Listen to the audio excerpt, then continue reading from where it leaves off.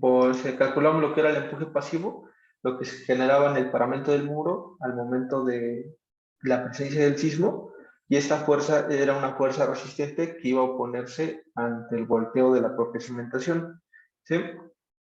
Calculamos el diagrama, lo dividimos en diferentes figuras, obtuvimos el punto de aplicación, también el empuje resultante por el pasivo, y hablamos un poco de lo que se generaba por la parte del sismo. ¿Sí? Por parte del sismo, en la parte activa, se generaba lo que se genera, bueno, se considera lo que se genera en esta cuña. Consideramos que el ángulo de falla con respecto a la horizontal es de 45 más phi sobre 2, y tendríamos que considerar la parte de la sobrecarga, el peso volumétrico que se genera, bueno, que se tiene en el estrato 1, el del estrato 2 y del estrato 3, de acuerdo a la misma teoría. ¿Sí? ¿Alguien se puede calcular el peso?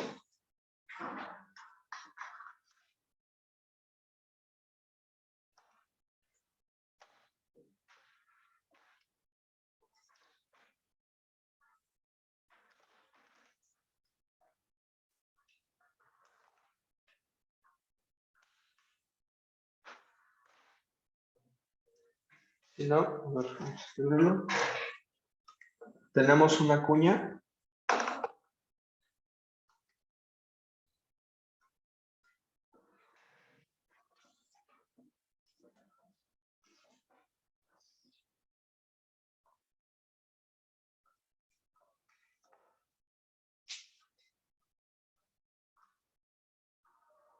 Permítame un momento, es que se me acabó la batería del lápiz. No quiero responder. Bueno, tenemos una cuña que va a generar un empuje. Ese empuje, digamos, si ustedes recuerdan su curso de mecánica de suelos, se puede generar de arriba hacia abajo. Tenemos un diagrama y al final, si lo comparamos con respecto a una cuña deslizable, nos tiene que dar más o menos el mismo factor. A diferencia que cuando tenemos la parte sísmica, se considera lo que es la aceleración en la superficie. ¿Sí? Entonces, digamos, vamos a tener un peso de la cuña, pero ese peso va a ir afectado por un coeficiente horizontal. Ese coeficiente horizontal lo tendríamos que obtener directamente del espectro. ¿Sí? Si ustedes ven en la pantalla, creo que nada más está compartida la... Okay. Si ustedes ven en la pantalla, tenemos aquí el espectro, tenemos los espectros reducidos, el transparente, y esta línea azul es un acelerograma, más bien un espectro de respuesta, ¿sí? Elástico. Entonces, lo que tendríamos que hacer era obtener la aceleración para un periodo cero. El periodo cero se refiere a la aceleración en la superficie del terreno, ¿sí? Entonces, tenemos este valor de 344.6. ¿Hay dudas hasta aquí? ¿Ese valor para qué es, profe? Para considerarlo el empuje activo que se genera por el sismo. Ya, gracias. ¿Okay? Entonces, lo que les comentaba, tendremos una cuña, digamos ya sintetizada, se genera, bueno, voy a exagerar un poco.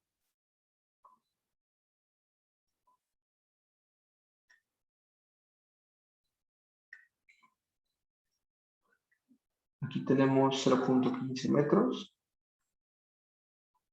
Vamos a poner, sí, 0.15. A 1.6 tenemos 1.25. Y aquí tenemos 3.25 metros. Y para una altura de 3.75 metros. ¿Ok? Tenemos un peso volumétrico de 1.76. Tenemos un peso volumétrico de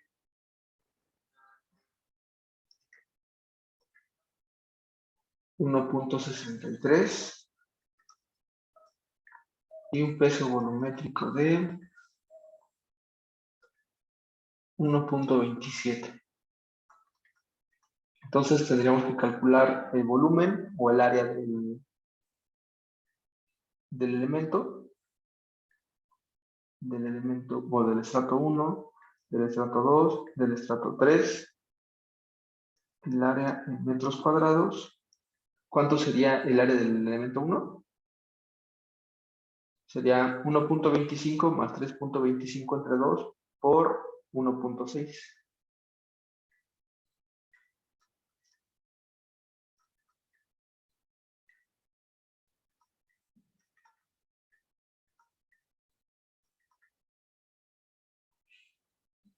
$3.6. 3.6. Para el siguiente sería 0.15 más 1.25 entre 2 por 1.6.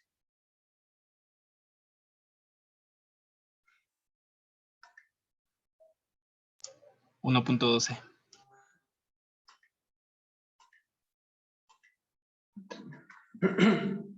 1.12.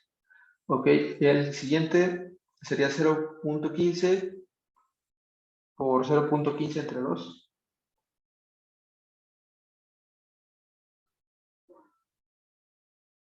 0.011. ¿0.011? Ajá, 0.011. Ok. Ahora vamos a obtenerlo por el peso. Bueno, vamos a obtener el peso, que será igual al peso volumétrico por el área. Este serían toneladas. 3.6 por 1.76.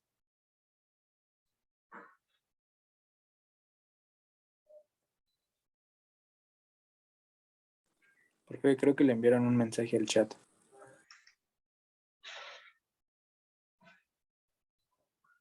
Ah, tienen razón. Este es 1.8.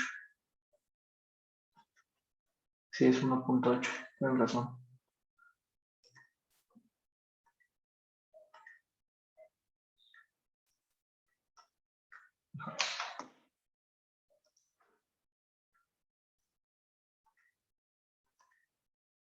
Aquí es 1.8, 1.8. Y entonces me imagino que estos valores están mal.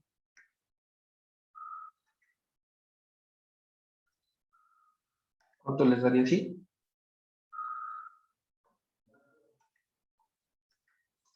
Sería 1.8, 1.8. ¿Ok?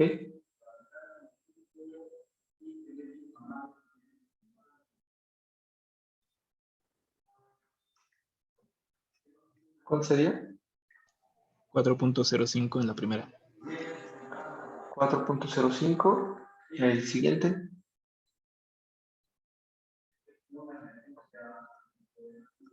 Por acá.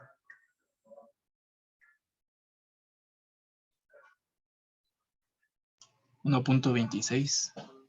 1.26. ¿Sí? Ok, entonces ahora sí multipliquen el peso volumétrico por el área.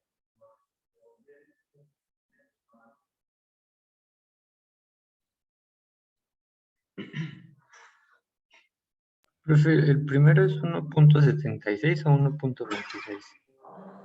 Es 1.76. Ok. El primero da 7.13. 7.13. El siguiente.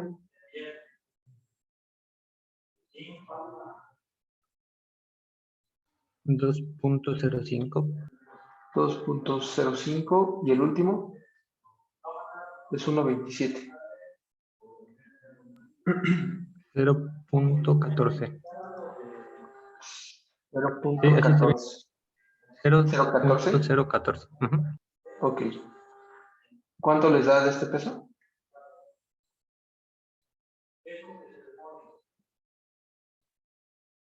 Serían 2, 3, 9 9.19. toneladas. ¿Ok? Pero recuerden que tenemos esta sobrecarga de 4 toneladas por metro cuadrado. ¿Sí? Que lo estamos transformando por metros lineales, entonces sería 4 toneladas por metro. Entonces sería 3.25 por 4. ¿Cuánto les da? Serían 9, 10, ¿no? No, 12, 13. Sí, 13. De la colindancia. Será igual a 3.25 metros por los 4 toneladas por metro lineal. Serían 13 toneladas. ¿Ok? Entonces, tenemos un peso total de la cuña de 9.19 más 13. Serían 22.19. ¿Sí? Toneladas. Ahora sí, lo que les comentaba es de que el espectro nos da diferentes resultados. Digamos, tenemos los diferentes periodos del suelo, el espectro transparente, que es el elástico sin reducir, el aerosol más fuerte, y el elástico que se genera por el acelerograma, que es el azul color 100. ¿Sí? Ya después vienen los reducidos, que ya depende completamente de la estructura. Entonces, ¿a qué creen que se refiera el periodo cero?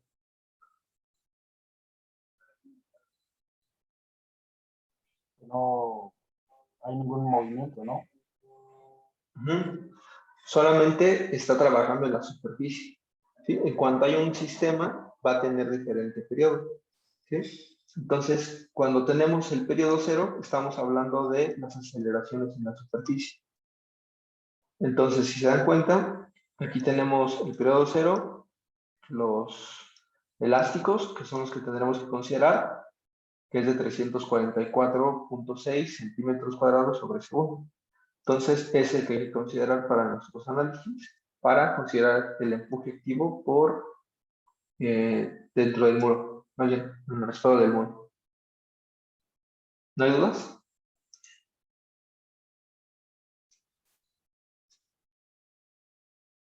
Ok. Voy a hacer una captura de pantalla de esto.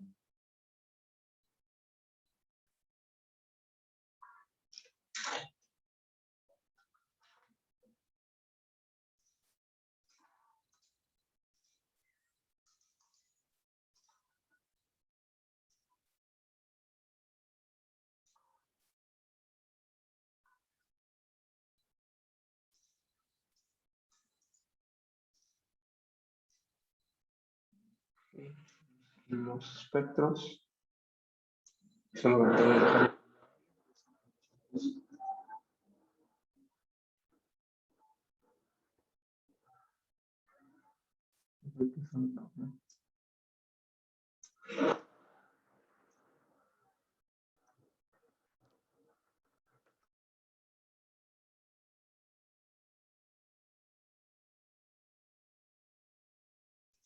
Okay. Entonces, tenemos la aceleración en la superficie del terreno.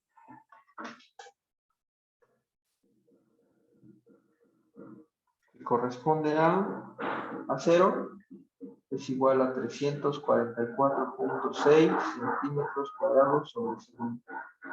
Entonces, vamos a considerar un coeficiente horizontal que va a ser igual a la aceleración a 0 con respecto a la aceleración de la gravedad.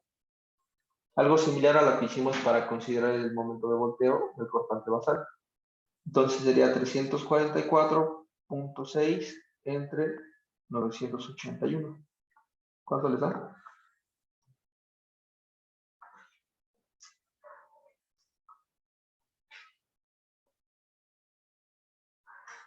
Punto 35.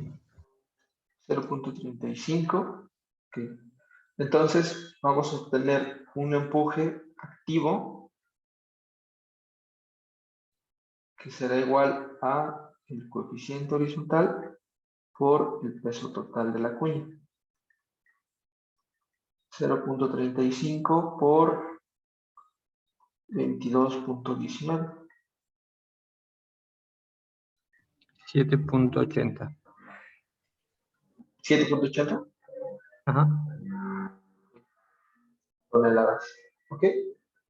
Ahora, el punto de aplicación de este análisis, digamos, cuando ustedes calculan los empujes activos de manera horizontal, obtienen cierto empuje y lo concentran al centroide de ese diagrama. ¿Sí? Sin embargo, para la parte dinámica, el empuje o el parte resultante normalmente se ubica a 2/3 de la altura de la cuña. ¿Sí? Entonces, nuestro brazo de aplicación para, déjenme ver cómo lo ponía, para el caso activo será igual a 2/3 de la altura del corte. Lo dejo como H. Estoy cambiando. 2/3 de la profundidad del plante. Para que no varíe esa H. ¿Ok?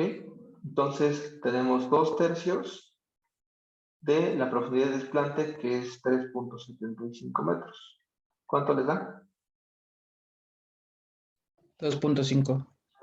2.5 metros. ¿Ok?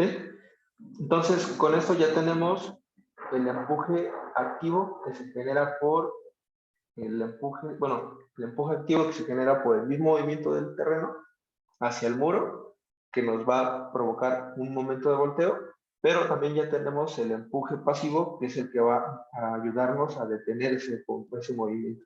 ¿Ok? ¿No hay dudas hasta aquí? Profesor, ¿Sí? ¿de dónde sacó, bueno, de dónde sale el 3.25? ¿El de la cuña? Ah, 3.75. No, el de arriba, el que está ahí. Ah, este de aquí. Sí, Digamos, calculamos la cuña que se desliza por el ángulo de 45 más pi sobre 2, considerando los estratos. El de 0 grados son 45, entonces tenemos 0.15. Después seguimos, pero ahora este ángulo de fricción interna es de 27 grados. Llegamos a este punto, tenemos 1.25 y si continuamos, llegamos hasta 3.25. Por eso, digamos, este sería la altura total de la corona de la cuña. Si se intentara deslizar todo ese bloque, de aquí hasta este punto son 3.25 metros.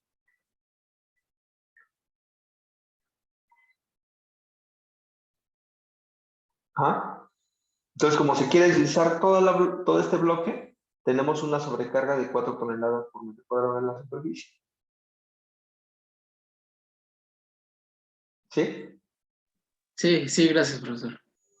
Ok. ¿Alguna otra duda? ¿Por qué es el 2/3, profe? ¿Por qué se multiplica por Ah, ok. 2/3? Porque normalmente se va a concentrar el peso de la cuña a 2/3 de la altura del bloque. Hay algunos que lo bajan un poquito más hasta 1/2. De hecho, hay algunas ecuaciones diferentes donde no te dicen no es 1/2 ni 2/3, sino que calcula de esta manera y obtienes un punto intermedio. ¿Sí? De manera simplificada, vamos a ocupar el de 2/3.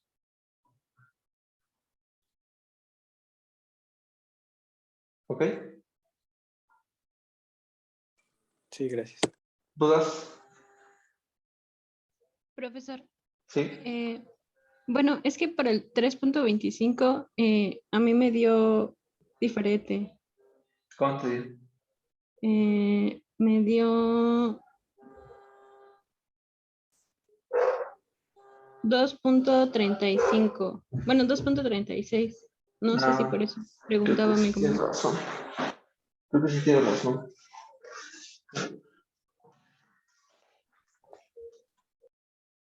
Sí, es 2.35. Tienes razón. Fue un error de dislexia. Entonces, híjole, van a tener que disculpar, pero hay que corregir Esto es aquí.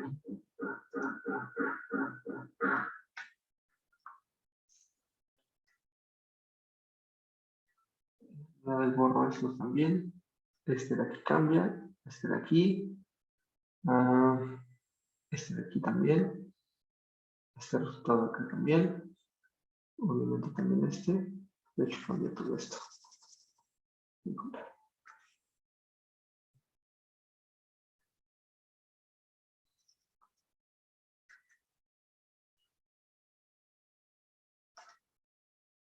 Es 2.35. ¿Es correcto? Sí, tienes razón.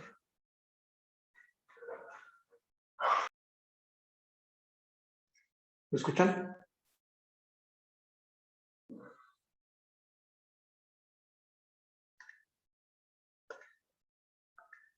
Ok. Entonces, ¿me podrían calcular el área de la figura 1, de favor? Me dio de 3.25. Ok. 3.25. El peso total, bueno, el peso de la cuña, de ese estrato, perdón. 5.72. 5.72. El peso de la colindancia, entonces sería 2.35 por 4. Entonces serían 9.75.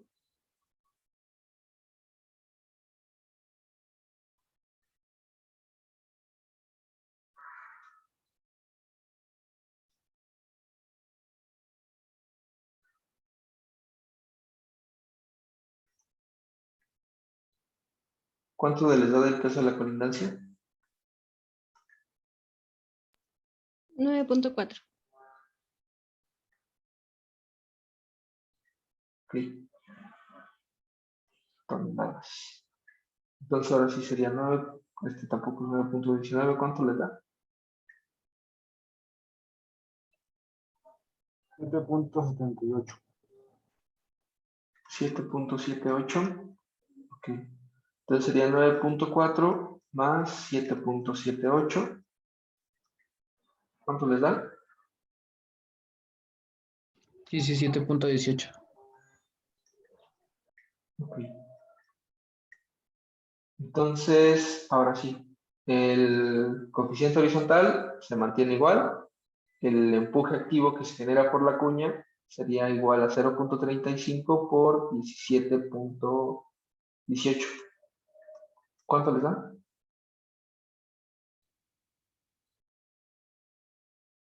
6.01.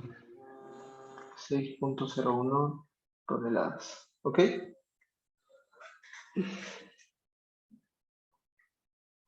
Entonces ese sería el empuje que se genera. Y déjame ver si no se fue algo más. Ok. Entonces, ahora sí que ya tenemos el empuje activo, el brazo de aplicación para el empuje activo, ya calculamos el empuje pasivo, el brazo de aplicación para el empuje pasivo, y ya tenemos el momento de volteo que se genera por la propia estructura si no tuviera empotramiento. ¿Sí? Ahora hay que calcular el empuje o el momento de volteo total. Aquí voy a permitir un momento.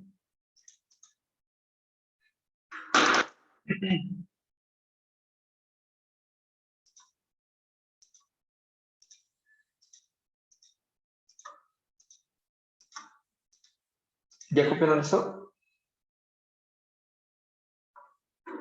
No, todavía no. Ok.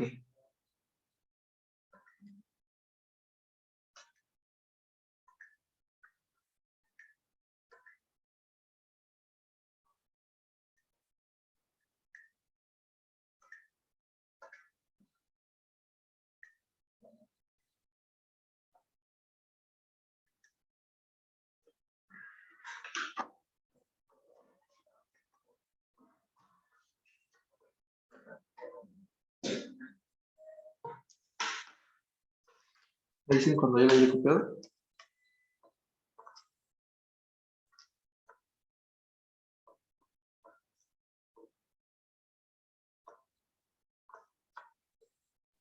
Ya, profesor. Gracias. Ok.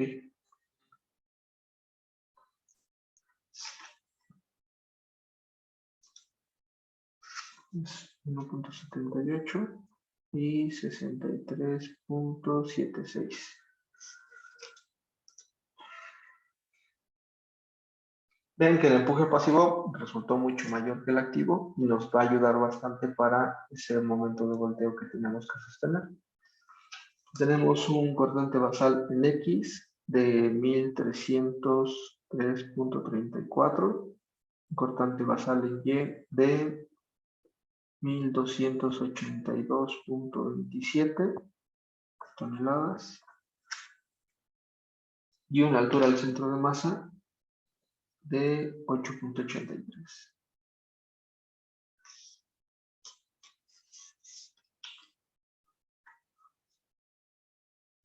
Ok.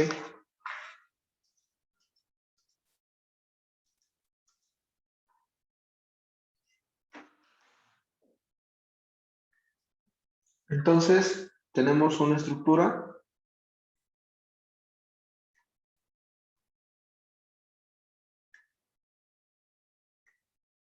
de esta manera.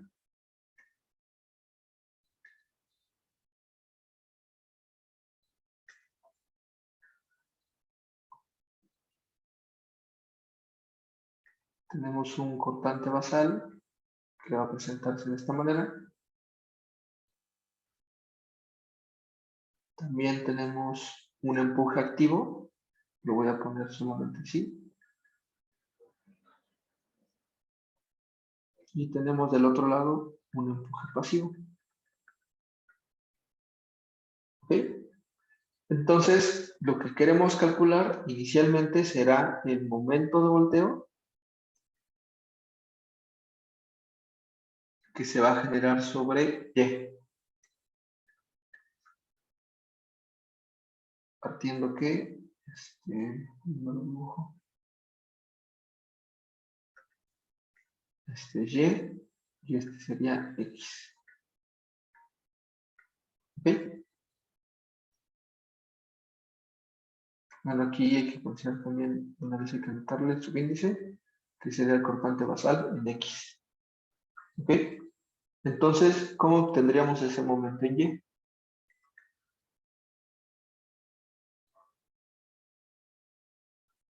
Será igual al cortante basal en X por la altura al centro de masa, que es donde se va a concentrar, más el empuje activo por el brazo de palanca del empuje activo por la sección en Y. Tenemos aquí el de Y, que es la geometría de la sección. Recuerden que los empujes que calculamos lo calculamos por metro lineal. Entonces sería por LY menos un empuje pasivo por el brazo del empuje pasivo por el mismo valor de LY. ¿No hay duda hasta aquí?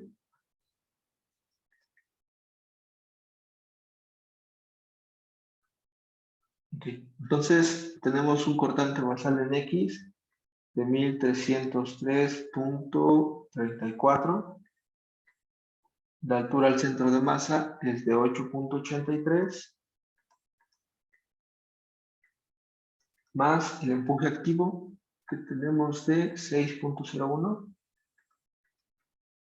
por el brazo de palanca que es 2.5. El largo, déjenme verificar las simetrías.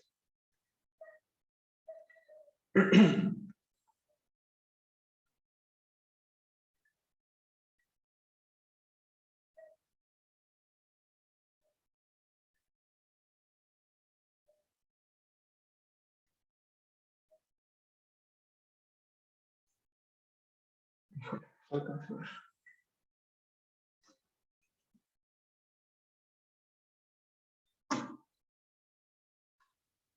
Son 40 metros. Es 22.7 por 40.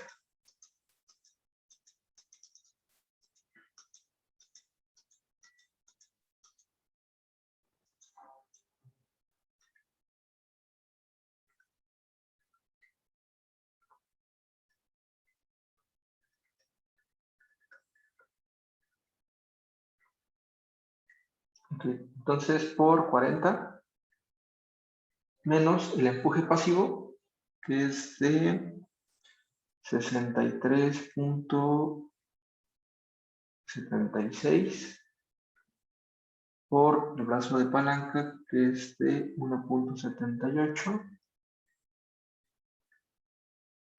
por el valor de Y, que es de 40. ¿Cuánto les da?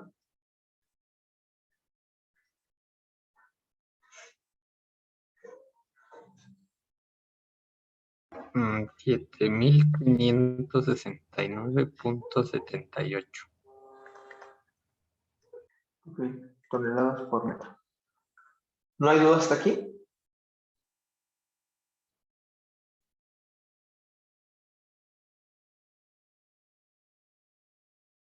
Ok. Entonces, ahora tenemos la misma estructura.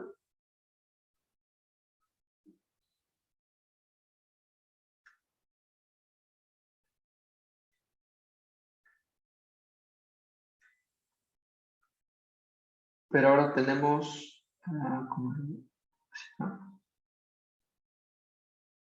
hacia la superficie. Tenemos un empuje activo que se genera en este punto.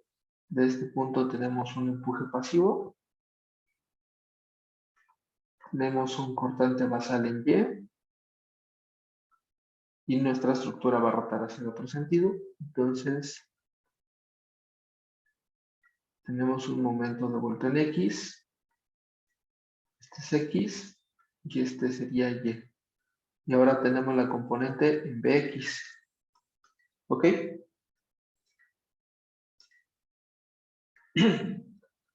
Entonces, el momento de vuelta en X será igual al cortante basal en Y por la altura del centro de masa más el empuje activo por el brazo de aplicación en A, bueno, el activo, por Bx menos el empuje pasivo por el brazo del empuje pasivo por Bx. Sustituimos datos, Bx, no, By, será igual a 1282.27 por el brazo de aplicación 8.83 más 6.01 por 2.5 por 40 menos 63.76 por 1.78 por 40.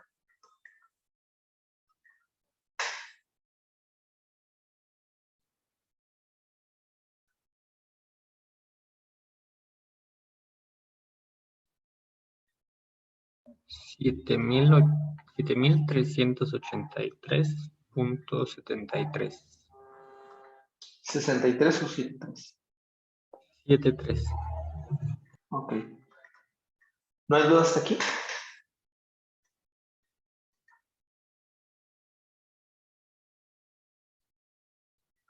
Sí, híjole, no, permítame. Aquí me equivoqué. No es 40. Es 22.7. Aquí es 22.7 y este da igual 22.7.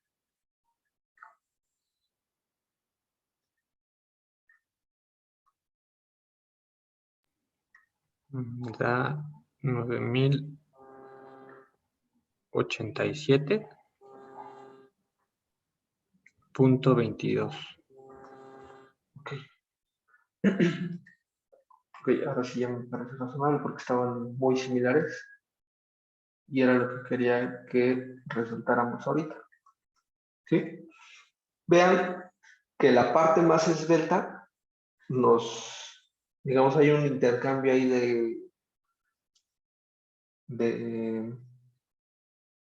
de momentos o de beneficios. Digamos, ante el momento del cortante basal, la parte más esbelta nos puede dar un factor de amplificación o un coeficiente sísmico mayor que nos va a provocar un momento de volteo mayor, ¿no? Sin embargo, vamos a tener, debido a desbeltez, una reacción en su largo que nos puede ayudar a que se disminuya ese efecto, ¿sí? En cambio, del otro lado, la rigidez en ese sentido de la propia estructura nos puede resultar un cortante basal menor, pero el empuje pasivo o las acciones resistentes van a ser menores debido al peso que se tiene en ese sentido. ¿Sí? Ahora, ¿qué pasaba si no considerábamos este efecto, este parámetro en la ecuación? O más bien solamente multipliquen 1303.34 por 8.83. ¿Cuánto les da?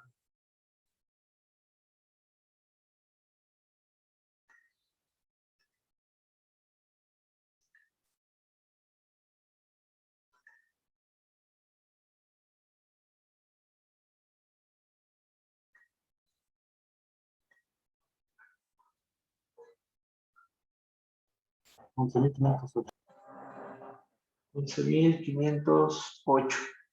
De este lado, pues les tiene que dar más o menos similar, ¿no? Vean que al final estamos bajando prácticamente un 50% de las acciones y del otro lado igual más o menos como un 50%, un 40%, ¿sí?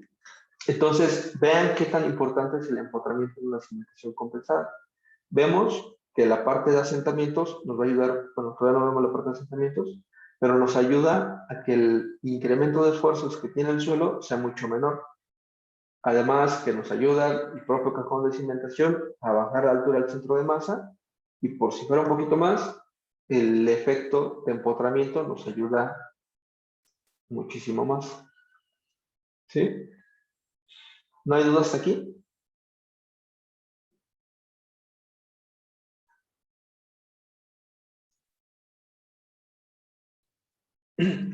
De hecho, por ejemplo, la torre latinoamericana, además de tener pilotes, hicieron una estructura tan alta, tiene un sótano de 13 metros. ¿Sí? ¿Ustedes creen que le ayude algo esos 13 metros de empotramiento o no?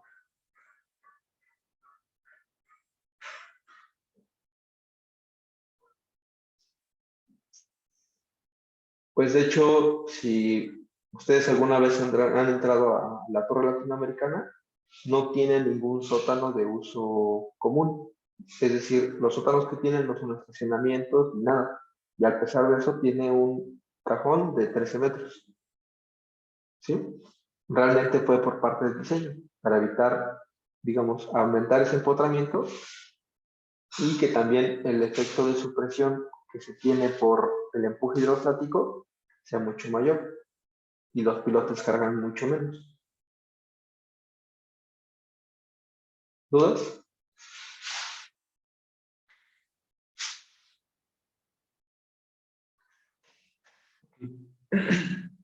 ¿Ya lo metieron eso?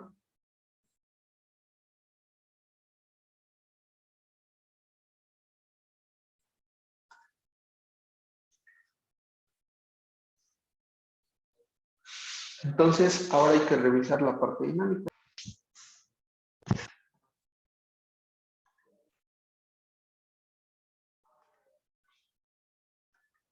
Estoy viendo que tengo una mala conexión. A ver. ¿Se traba mucho? Pues ocasionalmente. Ocasional.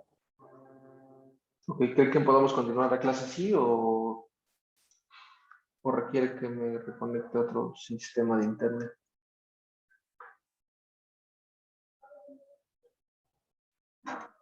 Yo creo que va bien.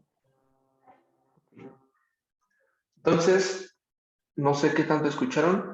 ¿Sí le escucharon lo de la torre latinoamericana? Sí, sí, hasta que el empuje hidrostático le ayudaba. Exactamente fue lo que dije. Bueno, el empotramiento le ayuda y aparte el empuje hidrostático, el efecto de supresión, pues ayuda a que los pilotes carguen mucho menos. ¿Sí? Entonces es una ventaja grande de las cimentaciones compensadas. Sin embargo, cuando veamos lo de cimentaciones profundas, o más bien, no sé si terminando, bueno, en este proyecto no va a haber problema, pero en algunas ocasiones diseñamos una cimentación compensada compensamos casi en su totalidad. Sin embargo, a lo mejor las deformaciones son muy grandes por un suelo de alta compresividad. Entonces, en esos casos, se ocupa un método de cimentación profunda que es mediante pilotes de fricción. Digamos, eso lo vamos a ver después, pero vean que el alcance de la cimentación compensada es muy grande y que tiene grandes beneficios, no solamente en la cuestión de deformaciones. Entonces, tenemos dirección Y, la dirección X, tenemos el momento en Y, tenemos un momento en X. Vamos a numerarlos. Este sería el punto 1, el punto 2, el punto 3, el punto 4. ¿Hay algún problema si los cambios de sentido como lo estamos manejando antes? ¿No? Ok. Entonces obtenemos un delta QX. El delta QX se genera por el momento en Y, por una distancia en X, sobre el momento de inercia en Y. El delta QY se genera por el momento en X, por una distancia en Y, entre la inercia en X. Entonces, el punto 1, ¿cómo serían el delta QX y el delta QY?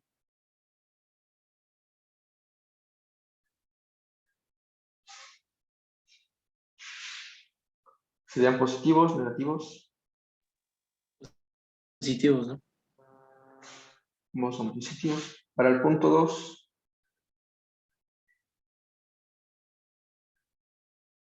X positivo y Y negativo. ajá, negativo, positivo. Delta QX y delta QY en el punto 3. Negativos. Ok, y delta QX y delta QY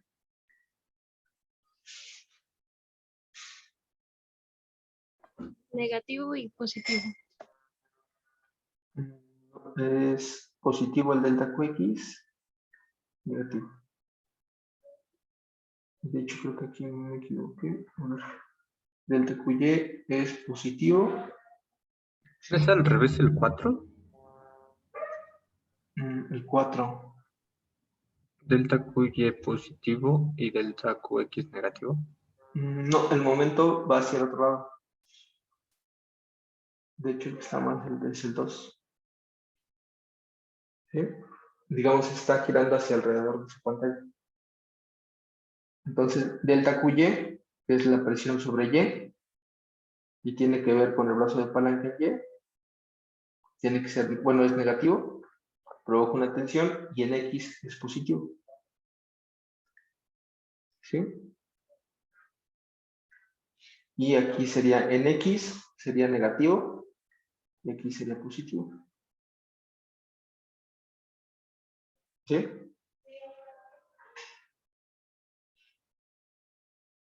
¿Dudas? ¿No?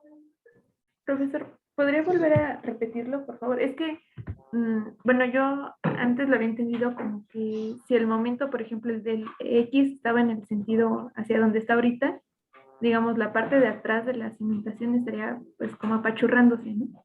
Entonces, si se apachurraba, pues era positivo, ajá, positivo, pero la parte de enfrente, de donde está el 4, se estaría levantando. Entonces, por eso ahorita me confundí.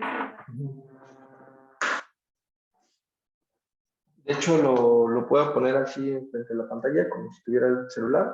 El momento en X está, digamos, en el sentido corto, pero está actuando hacia ustedes.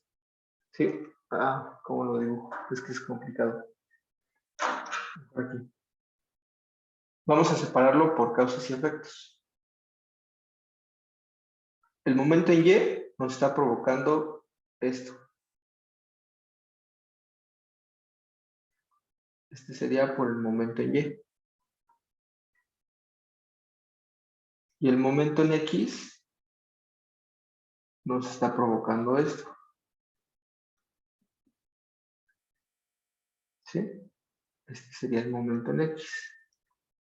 Este sería positivo, es una compresión, aquí sería tensión. Aquí sería positivo, aquí sería tensión. ¿Sí? Entonces, por ejemplo, el punto 1, ambos están yendo hacia acá y hacia este sentido. Entonces sería positivo, ambos. Para el punto 2 es delta QX, que está relacionado por el momento en y sería negativo, está provocando una tensión. Y del otro lado sigue existiendo un momento en X que está comprimiendo. Para el punto 3, este está generando una tensión y este también. Y para el punto 4, tenemos una tensión en delta QY y delta QX es una compresión. Sí, profe, gracias. Ok. Ok.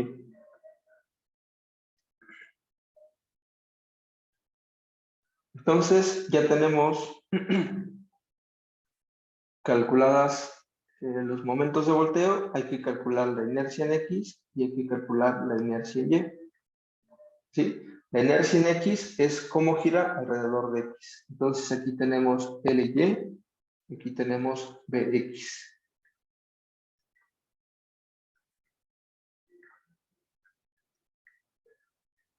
¿Ok?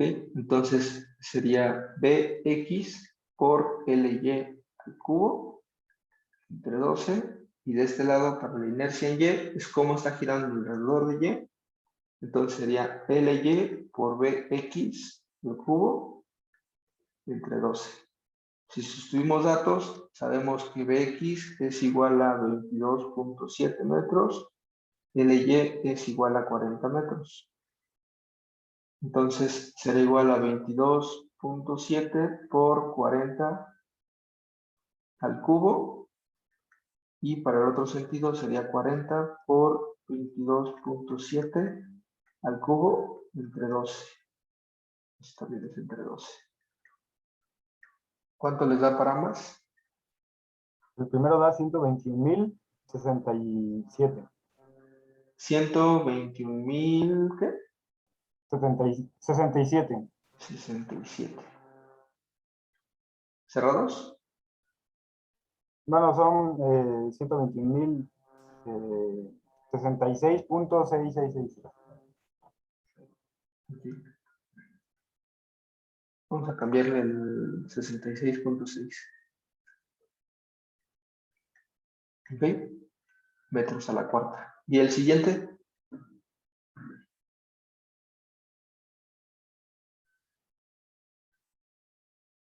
38.990.3. 38.990.3. Sí. Ok, entonces con esto ya podemos calcular el delta QX, que será el momento en Y por la distancia en X entre la inercia en Y. El momento en Y que obtuvimos es de 7.569.78. 7.569.78 por la distancia en X. Recuerden que es la mitad de la distancia. Entonces sería 0.5 por 22.7. Y esto entre la inercia en Y, que sería 121.066.6.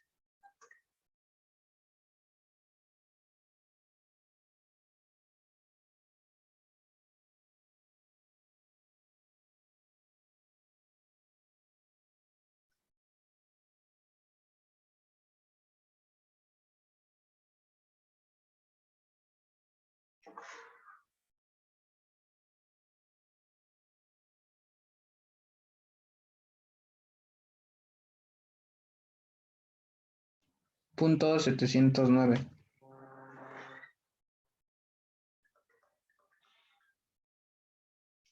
0.71.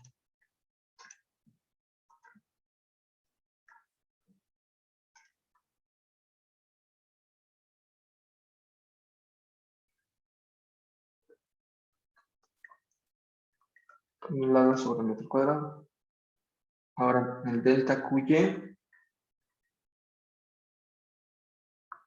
será igual al momento en X por la distancia en Y entre la inercia en X. Entonces será igual a 9087.22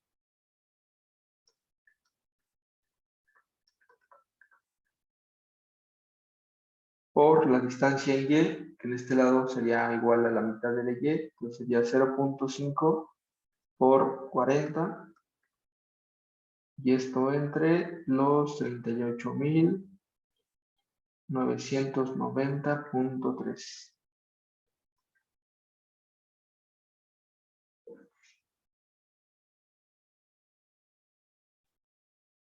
No, estoy mal.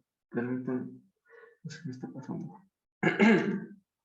Aquí me equivoqué. En la inercia en Y es 38.000. Y aquí la inercia en X es 121.000. ¿Sí? Fue error aquí mío.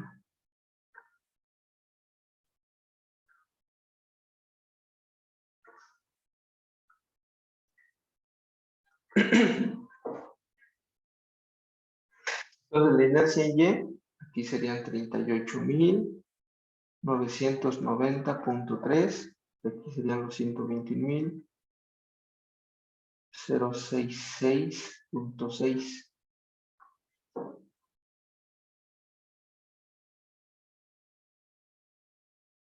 Tiene que dar más o menos como 3.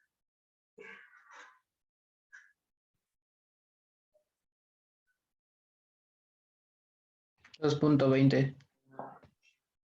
Ok, es una opción razonable. ¿Y el siguiente?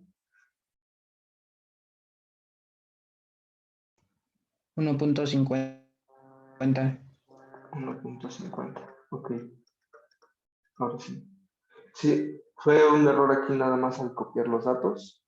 La inercia en Y es 38.000 y la inercia en X es 120.000. Digamos, porque para que se den cuenta ustedes cuando estén cometiendo un error, chequen que, por ejemplo, la distancia en Y sí es mayor, pero la inercia, la oposición al giro, es mucho mayor. Entonces, ahí fue cuando no me daba resultados. Además que las presiones de puntos 5, punto 7 son muy, muy bajas. No te da para estructuras muy largas, no para estructuras, muy grandes y pequeñas, no para estructuras como este tipo que tenemos. Y esos resultados están considerables. ¿No hay dudas hasta aquí?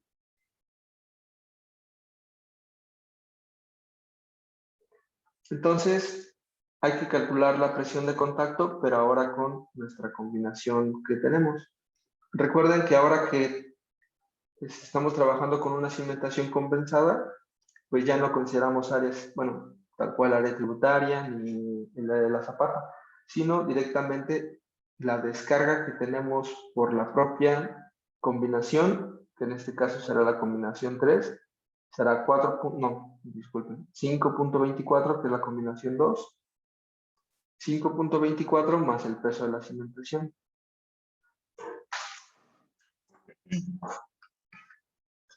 5.24 más el peso de la cimentación, que es de 1.39. Permítanme un momento.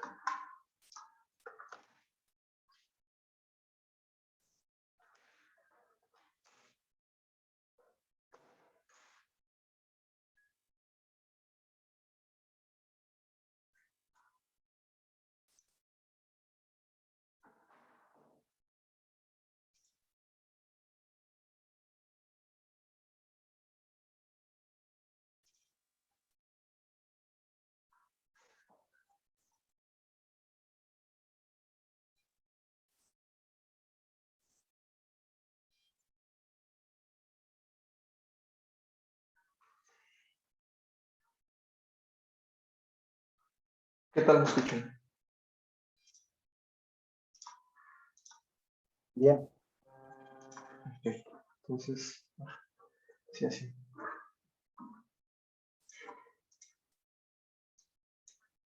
Entonces, les comentaba, tenemos tenemos una cimentación compensada.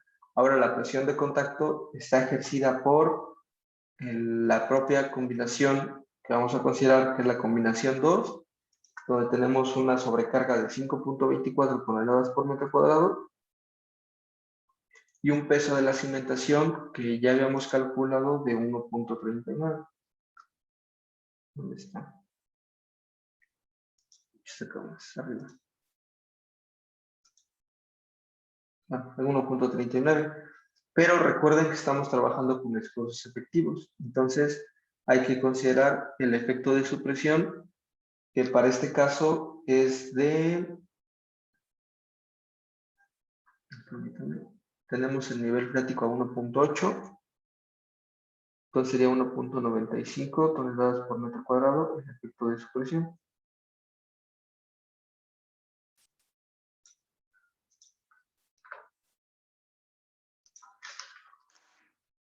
Entonces, la descarga efectiva será igual a la combinación 2 más el peso de la cimentación menos el efecto de la presión de poro a nivel de desplante.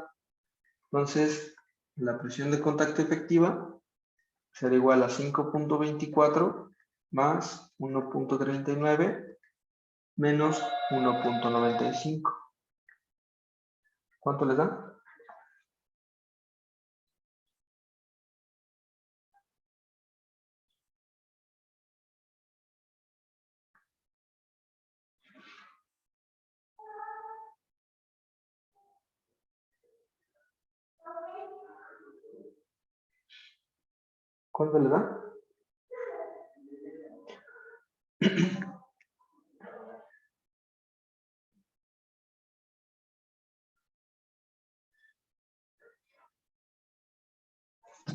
4.68. 4.68 toneladas sobre metro cuadrado. Ahora sí ya podemos hacer nuestras combinaciones respectivas. ¿Ok? Tenemos el punto 1, el punto 2, el punto 3 y el punto 4. ¿Ok? Vamos a considerar el sismo en X más 0.3 del sismo en Y. ¿Ok? Voy a anotar aquí desglosadamente que es, bueno, desglosado que es lo que tenemos que poner. Sería QE más delta QX más 0.3 delta QY. Para el punto 2 se mantiene la descarga efectiva menos delta QX más 0.3 delta QY. Para el punto 3 se mantiene la descarga efectiva menos delta QX menos 0.3 de delta QY. Para el punto 4 será la descarga efectiva más delta QX menos 0.3 de delta QY. Okay. Entonces, ¿cuánto les daría la presión de contacto?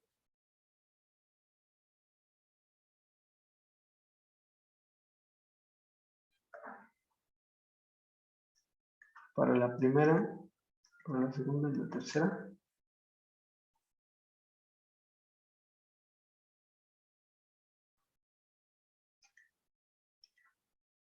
$7.33. La primera. Ok. 7.33. 2.93.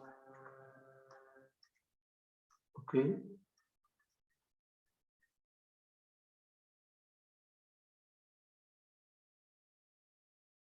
2.03. 2.03. 6.43. 6.43 toneladas sobre metro cuadrado. Ok, ahora vamos a hacerlo, pero para la siguiente consideración. ¿Cuál es la otra consideración? El 30% del sismo en X más el sismo en Y. Voy a poner aquí las combinaciones de una vez. Sería QE más 0.3 del sismo en X, delta QX, mejor dicho.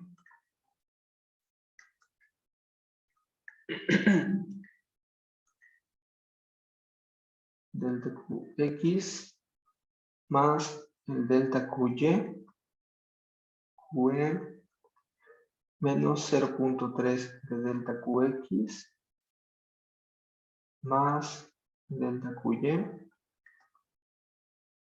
la carga estática, bueno, efectiva, menos 0.3 de delta QX menos delta QY.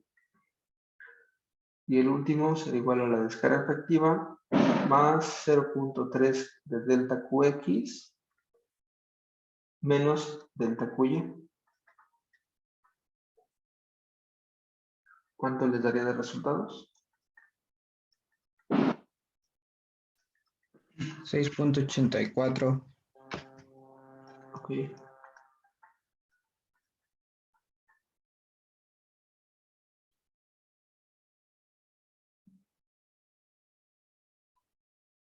Cinco 5.52.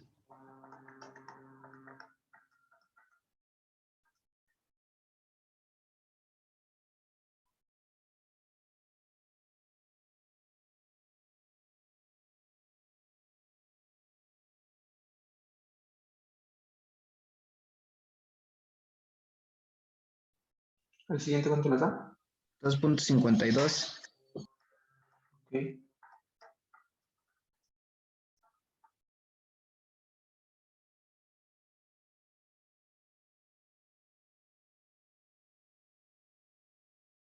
$3.84. 3.84 toneladas sobre metro cuadrado. ¿Ok?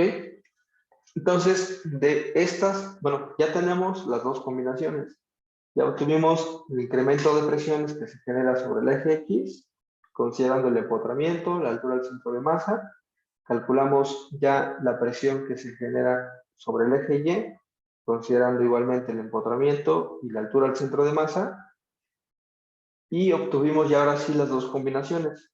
¿Sí? Vean que es un poco más simplificado que cuando hacemos las cimentaciones profundas, porque hay que hacer lo mismo, pero para todas las zapatas.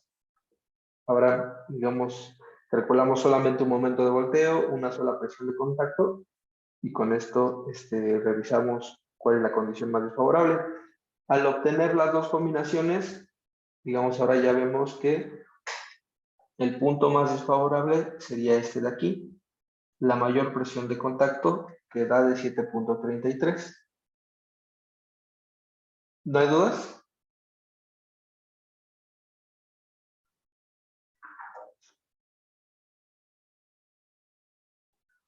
¿No?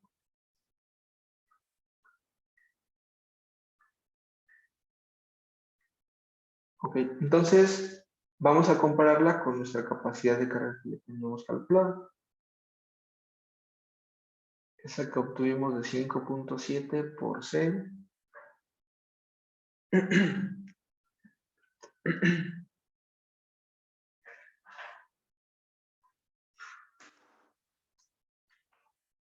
$5.7 por 3.24 más 4.34.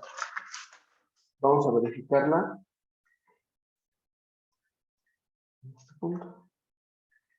Solo recuerden que para condiciones dinámicas nuestro factor de seguridad mínimo es de 1.5. Entonces, ahora cambiaría un poco nuestra capacidad de carga admisible, que será igual a 5.7 por el valor de la ecuación, que es 3.24 más 4.34, pero ahora esto entre 1.5. ¿Cuánto les da la capacidad de carga admisible?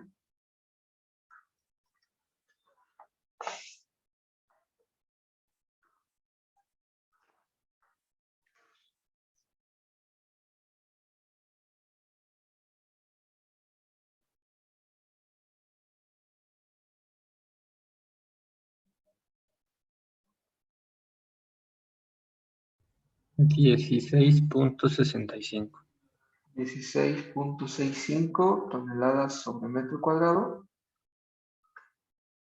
Vean que es mayor que nuestra presión de contacto máxima, ¿sí? De 7.33. Por capacidad de carga no tenemos ningún problema. ¿No hay dudas hasta aquí?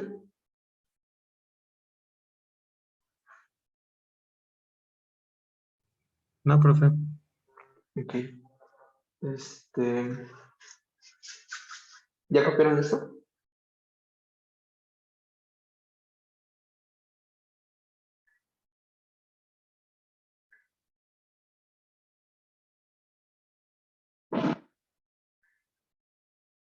¿Ya lo copiaron? Ok. Ya. Entonces, vean que es mucho más sencillo. O sea, tenemos una sola presión de contacto, obtenemos un solo momento de volteo para todo el sistema. Bueno, realmente son dos momentos de volteo por las dos direcciones que consideramos, pero el problema se simplifica mucho más a comparación de una cimentación compensada, bueno, una cimentación con zapatos. Principalmente porque estamos en una zona sísmica. Si estuviéramos por ejemplo, hacia el norte, son zonas donde, por ejemplo, la parte del diseño de cimentaciones la tiene muy mecanizada. Ya tienen una capacidad de carga, ya pues meten unas zapatas de tanto por tanto y ya no vas a tener ningún problema porque no tenemos problemas de sismo, ¿sí? Sin embargo, aquí en la Ciudad de México, pues es nuestro pan de cada día. Entonces, hay que revisar todo ese sistema y ahora ya tenemos que, comparando las presiones máximas con respecto a nuestra capacidad de carga admisible, pues tenemos capacidad de carga de sobra, ¿no? Le podemos añadir hasta 2, 3 niveles, a lo mejor, pero, digamos, para este proyecto estamos en una consideración idónea, ¿sí? Sin embargo, todavía nos falta revisar la última etapa de las cimentaciones compensadas, que es el cálculo de asentamientos. Aquí es donde va a estar un poquito más complicado, principalmente porque hay que entender cuáles son los esfuerzos efectivos. Muchas veces ahí es donde se comete el error, entonces hay que tener cuidado. Digamos, voy a empezar con lo pronto por esto. La parte de los asentamientos para las cimentaciones compensadas, tenemos un perfil de esfuerzos efectivos para cierta profundidad. Tenemos un nivel de aguas freáticas y ese es prácticamente nuestro punto de quiebre para el diagrama de esfuerzos efectivos. ¿Ok? Ahora, nosotros, ¿qué tipo de cimentación tenemos? De las tres tipos de cimentaciones compensadas, ¿con cuál estamos trabajando? Semicompensada. Es semicompensada. Entonces, ¿qué características tiene la cimentación compensada?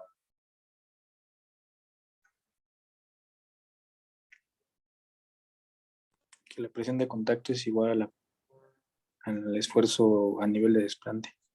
Es mayor al esfuerzo a nivel de desplante. Ah, sí. Entonces, hay un incremento de esfuerzos.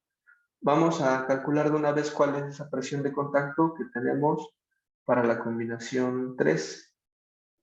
Que la combinación 3 parece que es de 5 puntos, no, 4.8. 4.8.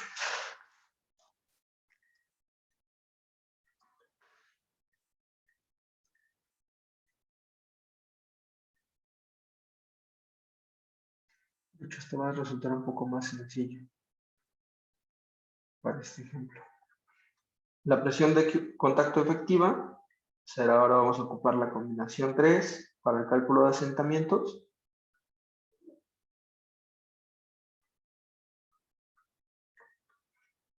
Más el peso propio de la cimentación, menos la presión de poro a nivel de desplante. Entonces tenemos 4.8 más 1.39 menos 1.95. ¿Cuánto les da?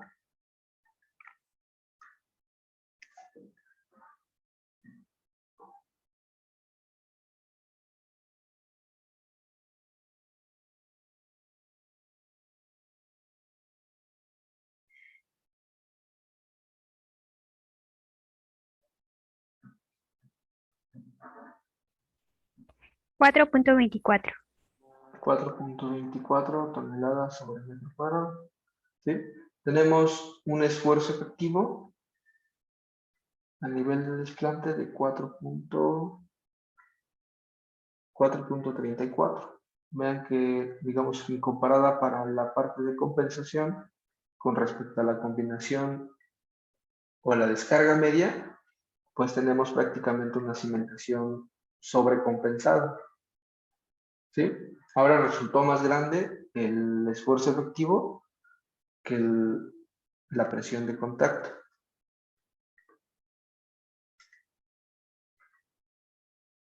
.34 toneladas sobre metro cuadrado. Si lo comparamos, tenemos una sobrecompensación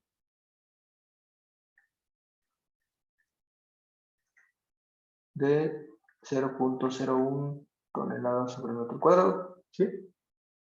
Que es realmente con la que tendríamos que revisar la parte de asentamientos. Y sobre la sobrecompensación, ¿qué nos dice el reglamento? Que no puede ser mayor o igual que 1 tonelada sobre metro cuadrado, ¿sí? Entonces, estamos cumpliendo con esa parte. Por la diferencia de sobrecompensación, vamos a considerar que estamos trabajando con una cimentación 100% compensada, ¿sí? Entonces, estamos diciendo que para la combinación de asentamientos, estamos trabajando sobre la línea de esfuerzos efectivos, ¿sí? Entonces, si estamos trabajando sobre la línea de esfuerzos efectivos, ¿creen que haya deformaciones o no?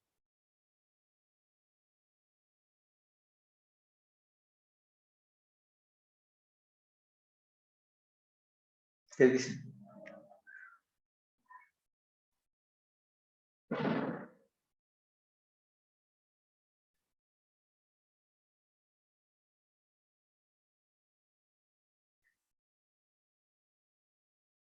¿No opinan nada?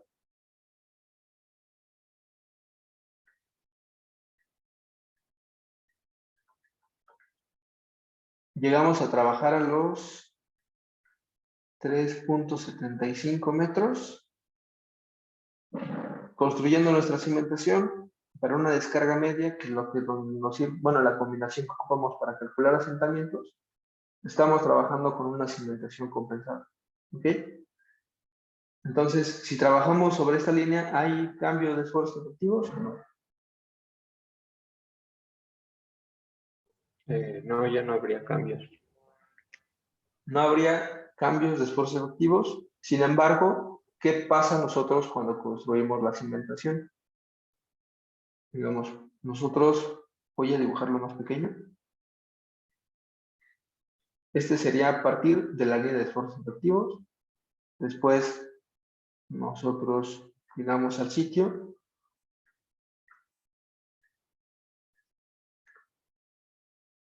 Excavamos hasta este punto. ¿Y qué pasa con nuestra línea de esfuerzos efectivos? ¿Cuál es el esfuerzo efectivo en la superficie?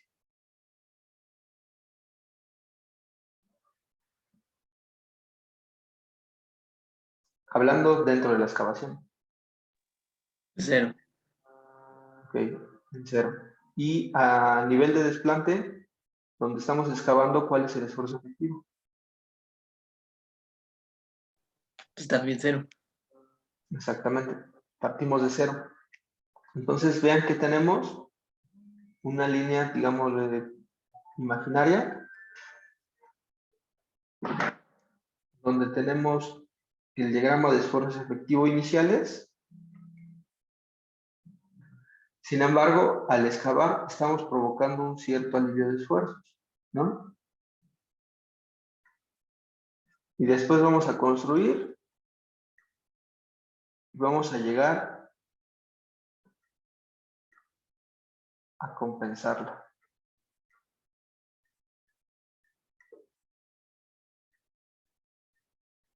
Ya construimos nuestro edificio. Entonces, esa línea de esfuerzos, ahora sí llegaría hasta este punto. Hasta este punto y lo dibujamos. ¿Bien? Si tendríamos una cimentación semicompensada, la semicompensada llega hasta este punto, lo rebasa lo que lo tenga que rebasar y se provoca un incremento de esfuerzos. Sin embargo, ahora no lo tenemos. Ahora, digamos, esto sería ideal, ¿no? Tenemos un alivio de esfuerzos, recomprimimos y llegamos al mismo estado de esfuerzo. No pasaría nada. Pero, si recuerdan, les he comentado que las arcillas tienen un comportamiento elastoplástico viscoso. ¿A qué me refiero con eso? Tenemos un esfuerzo vertical, tenemos una deformación. Si nosotros le aplicamos una carga al suelo y mantenemos esa carga, existen los asentamientos a largo plazo. ¿Sí? Entonces, el decir que arcillas y suelos finos saturados tienen un comportamiento elástico, pues no es del todo cierto. Vamos a recomprimir y vamos a llegar al mismo punto. Ah, pues sí, no estoy cambiando el esfuerzo, no estoy cambiando la deformación. Pero al remoldear el suelo por ese alivio de esfuerzos, estamos provocando una deformación a largo plazo. ¿Sí? Entonces, vean que a pesar de que tenemos una cimentación 100% compensada, siempre van a haber asentamientos, que es lo que tendremos que calcular para la próxima clase. ¿Dudas?